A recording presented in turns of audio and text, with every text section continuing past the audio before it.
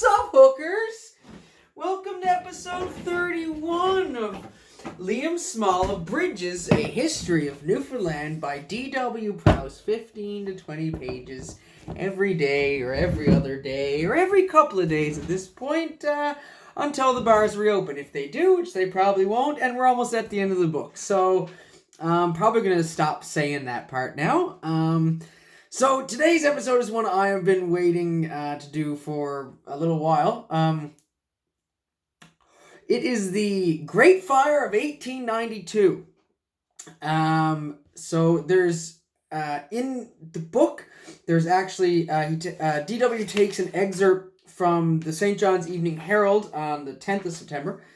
So the next day, recounting everything, and it's just a couple pages. It's smaller font and stuff like that. So I thought maybe I would just read the St. John's Evening Herald's recounting of the Great Fire of 1892. I have not read this in advance, just to keep it interesting. I thought I would go with a cold read with a cold glass of water, because Coors Light is basically just practice beer.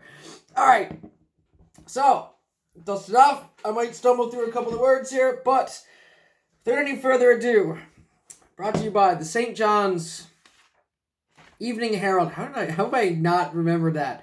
St. John's Evening Herald, September 10th, 1892.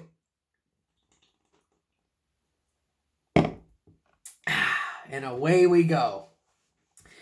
Ever memorable in the annals of St. John's will be the 8th day of July, 1892. For generations to come, the Great Fire of this year will form a subject for conversation, a period to date from in the same manner as for the past 46 years, the Great Fire of the 9th of June, 1846 has been. Did they both? Okay, I was like, there's no way that these things happen on the same day. It was a month separate.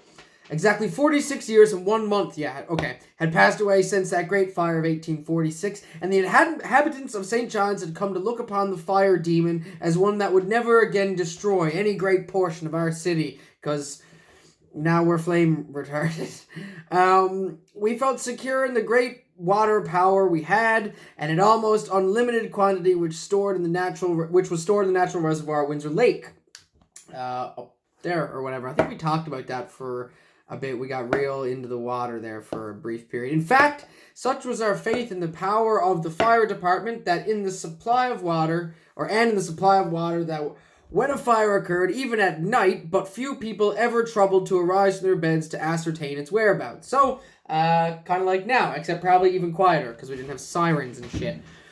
Such was the feeling of security that when the bells rang the double alarm on Friday, the 8th of July, but few people paid any attention to it. The weather had been extremely hot for some weeks before, so much so that the grass had withered on the highlands and the vegetables were being dried up.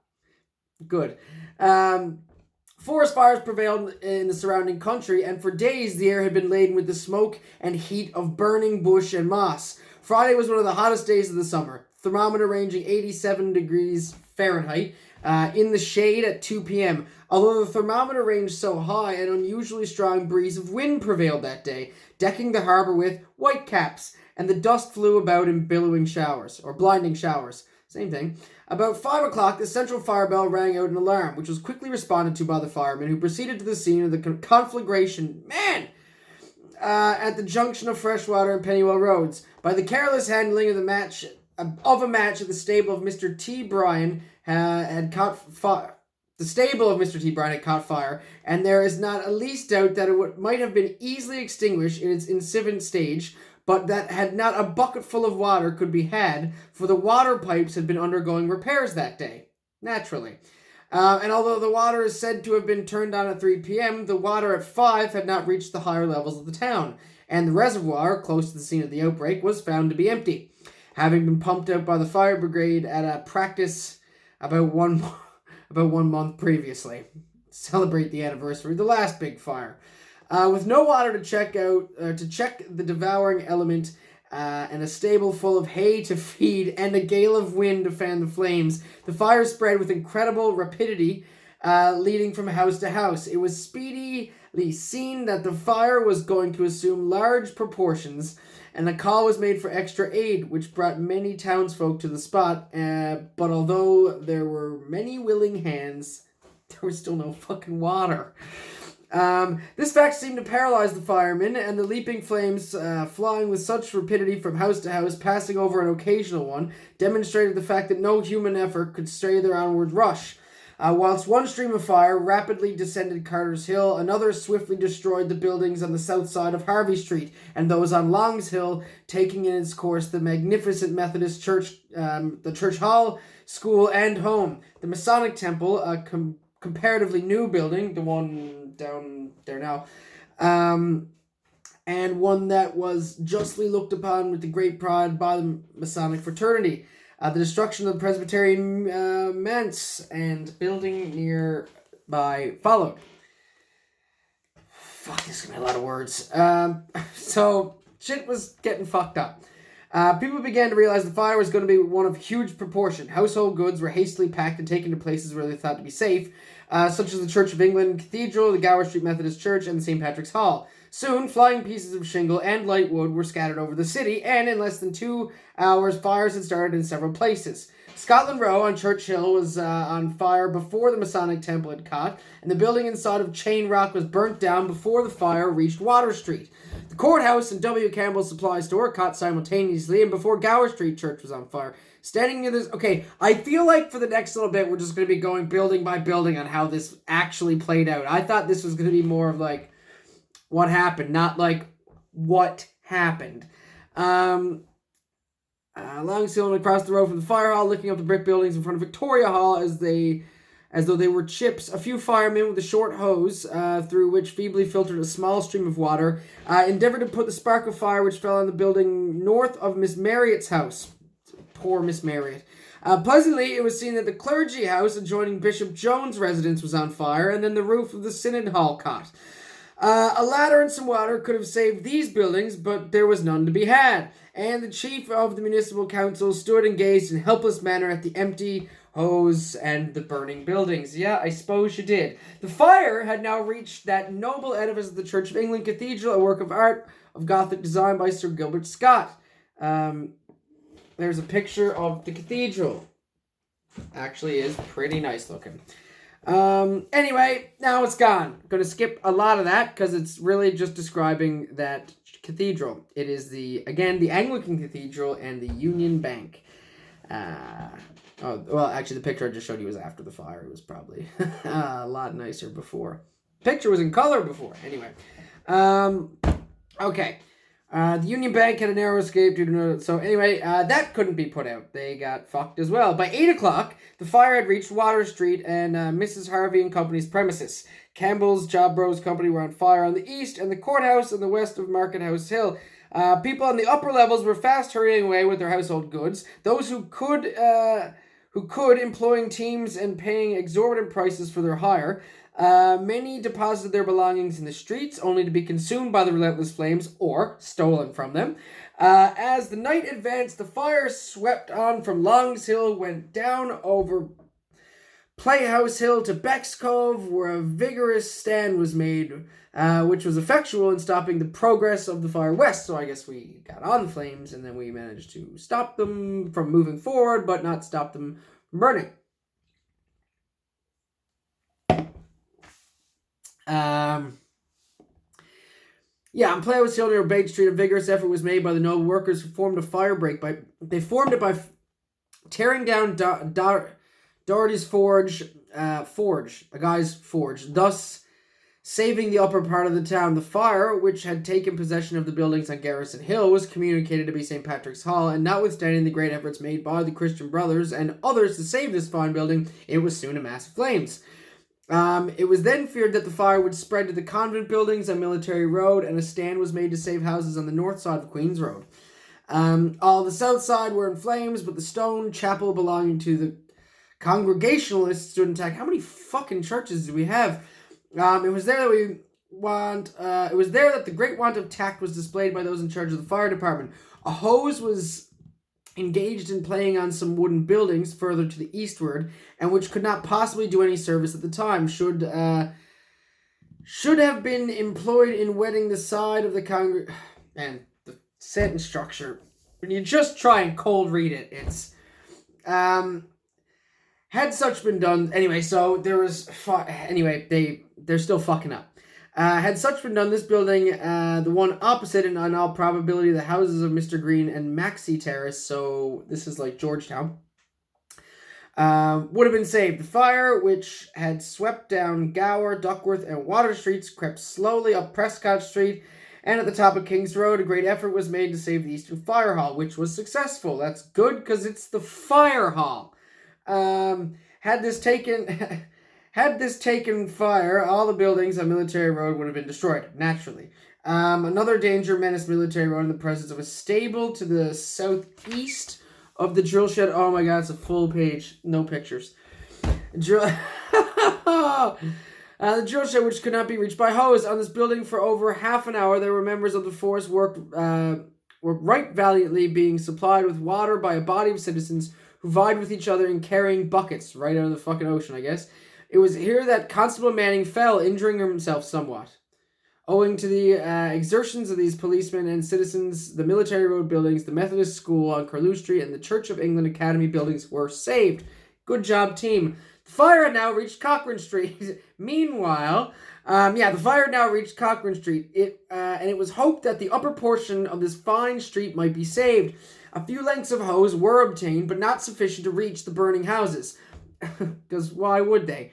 And the water supply was not what it ought to have been. Several attempts were made to pull down buildings, but as they were supplied with very staunch chimneys, the efforts proved futile until the fire had reached next door to the Honorable G.T. Rendell's residence. I don't know who any of these people... Do you know who any of these people are? I don't. The house southward was partially torn down whilst on fire, saving Mr. Rendell's. Oh, so I guess if they could collapse it and maybe put it out on itself, it would stop it from spreading. I get it. The house to the southward was partially torched down while on fire, so only the house now standing on the east side of Cochrane Street. So that's good, big yard. At 2 o'clock a.m., I guess now, at 2 o'clock the fire reached the buildings west of Devon Row. The waterside premises stores, Pitt's tobacco and soap factory was in flames. Devon Row, vigorous effort put on part of the residents, and the destroying elements swept past, consuming the stores of McKay, the tannery, John Woods and Sons, Harvey's tobacco factory and bakery. What does that smell like when it's on fire? The tobacco shop / bakery. Pardon me, have a drink. The Coastal Company's wharf and stores, a portion of Hoylestown, including a convent school. The list city burnt down is what happened. City, yeah. What do we got here? Where can I pick this up? The preservation of what part of Hoylestown adjoining the railway depot is due to the hard work done by Manager Noble of the railway company and his men, who successfully fought the spark and flames. Probably good, because the railway's only been there for like 5 years, or not long. St. John's Barracks was used as a fever and diphtheria hospital. A disease we probably don't have anymore. Anyway, and several buildings on the crest of the hill were taking fire and they were destroyed early in the evening. Several vessels lying at the wharves and narrow escapes. The Nellie, Ethel, and Prince Lebu moved into the stream, and their rigging and sails caught fire several times. The steamer Sharpshooter, Brig Dover, and Coal Huntress, and a number of small boats were burned. About 5:30 a.m. of the 9th, the fire had completed its work of I love how DW just describes the fire as just like a man on a mission. He's just like, I am getting this done. So he says, about 5:30 a.m. on the 9th, the fire had completed its work of destruction. Fully 3/4 of the city lay in ruins. $20 million worth of property had been destroyed, only covered by an insurance of $4,800,000. That's a loss of $15.2 million in 1892. Holy shit. Man, it's almost, I don't know how it exactly works in there, but how could you not be like have not after that? I mean, just a complete utter destruction of your main hub and capital. It would have been better if the French had just burned us down and taken us over. At least they would have like had some. Fuck, that sucks. Oh, $15.2 million in 1892. That's like a bunch now. I don't know. Anyway, nearly 11,000 people were homeless. Some 2,000 houses and stores have been destroyed. And the following public buildings: the Church of England, Cathedral, Rectory, Clergy House, Synod Hall, Orphanage and Sunday School House, Gower Street Methodist Church, Parsonage, College Hall, School and Home, Presbyterian Church, St. Andrews, Manson Schoolhouse, the Congregational Chapel, Queens Road, Colonial and Continental Church Society School Building, the Old Factory, the following public halls: St. Patrick's, Anthem, Savings Bank, Surveyor General, Government, Engineer and Fishing Commission, Star of the Sea, Masonic, Victoria, Total Abstinence, Temperance, Mechanics and British, Commercial Bank. Okay, so I'm approximately here in this paragraph, and I'm going to jump down to here where he stops listing names of stores that didn't exist as of the 10th of July, 1892. So, needless to say, 3/4 of the city burnt down, and we lost $15.2 million worth of stuff. 11,000 people were left homeless, and overall, at least the weather was nice. The boundaries of the burnt district may thus be particularly described. From Beck's Cove up Beck's Hill along Bates Street to New Gower, west along New Gower up... there's just Google the damage done by the Great Fire of 1892. It will actually show you a map. There is no point in me trying to describe to you where and when the fire, you know what I mean? Like, just because half the streets aren't named the same anymore. We got a whole bunch more of them. And it's annoying. It's annoying to say, and it's annoying for you to hear, I'm sure. So, moving on to actual talk and stuff. The loss of life was comparatively small. That's good. That's good news. It is known that Ellen Malloy, Mr. Stevens' daughter and servant, were burnt. All of the shipping at the wharves had to make for the stream, and their anchor out of reach from the flames.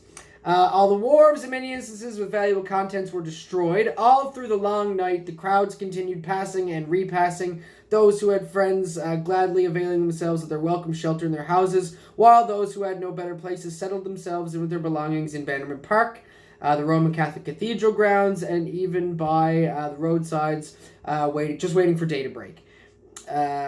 Few there who were closed their eyes in sleep that night, the homeless too heartsick and weary to seek relief in slumber. Too heartsick. God, that's a tough sentence to read in terms of like heaviness. The homeless too heartsick and weary to seek relief in slumber, while those more fortunate found themselves burdened with the relatives and friends, or gave way to the natural excitement engendered by such an occasion, and wandered aimlessly from place to place, fascinated by a scene at once magnificent and awe-inspiring. The misery of that awful night will long be borne in the memories of the witnesses and the scenes of utter desolation and hopeless ruin, which became evident at every step where sufficient to unman the strongest nerves. When morning broke, the thick clouds of smoke still ascended from the burning ruins, and it was hours before it had cleared sufficiently to admit of a view of the track, just so we could fucking see what was going on. A walk through the deserted streets demonstrated that the ruin was even more complete than had seemed possible at first.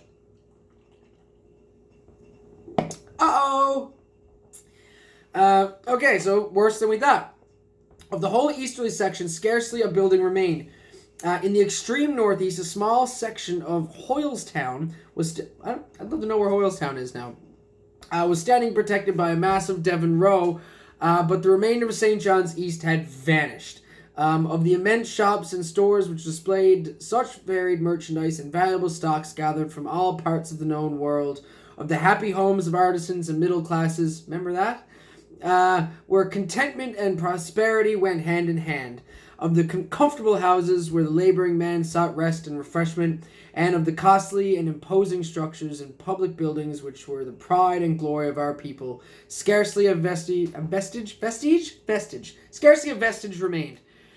And St. John's lay in the morning sun as a city despoiled of her beauty and choicest ornaments, presenting a picture of utter desolation and woe. Drag. But hungry mouths were to be fed, houseless people provided with shelter, and the advent of the morning the work commenced. Temporary shelters were erected in Bannerman Park, and substantial provisions provided. Here's a picture of Bannerman Park after the thing. That's kind of cool. The temporary telegraph offices enabled us to communicate the details to the outside world of what had happened. And on Saturday, the first officers of relief came pouring in. To Halifax belongs the glory of the first assisting us. Thanks, Halifax. And that evening, the HMS Blake started from there with a large stock of provisions and tents. The Ulanada left about the same time, and the Portia followed her on Monday. Subsequently, the SS Havana, with a full cargo of relief stores, arrived from Halifax, followed by the Dominion steamer Newfield with a contribution of $10,000 worth from the Dominion government. Worth of what? Just cargo and more relief ship.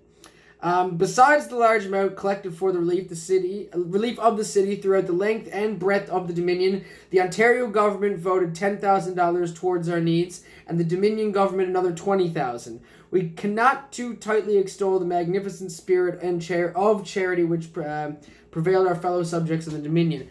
$30,000 is pretty good to get back, considering you just got fucked out of $15.2 million. All honor to the noble-hearted and generous people of the Dominion, and may they never meet such a dire calamity as we have passed through. From Great Britain, generous donations poured in, and by influence of our governor. So, that is what happened to the city in 1892. Not such a time. I hope my doing a cold read of that didn't make it weird or anything. It was, I didn't miss a page. It feels short. Anyway, basically, and then sort of just after that, there were people who were in England who came rushing back to the island, of course. People, it was a time of catastrophe, not unlike, the city hasn't been leveled, but it's like Snowmageddon in the sense that there was a lot of coming together. Pardon me. So people really stepped up, really looked after each other, the same sense of community that we're trying to have now, and, like I said, during Snowmageddon, 9/11, figured out. But that is pretty much... Oh, we also received, like £20,000 here. The states kicked in from the United States. Many contributions were received, notably a gift from Boston, raised principally among our fellow countrymen, whereby zeal and energy of two warm-hearted Newfoundlanders, Mrs. Taylor and Whittle. So that's cool. I'm going to stop there because the next paragraph just talks about 1893. So I think this is a good place to end off for today, because with that, I've only got another, just not many pages left. So guys, thanks for tuning in. This has been episode 31 of Liam Small, Abridges, A History of Newfoundland by D.W. Prowse, 15 to 20 pages at a time, every day or every other day or every couple of days, depending on how I feel about it, until the bars open, which they probably won't. So guys, thanks for tuning in. I will see you fuckers tomorrow. Have a good one.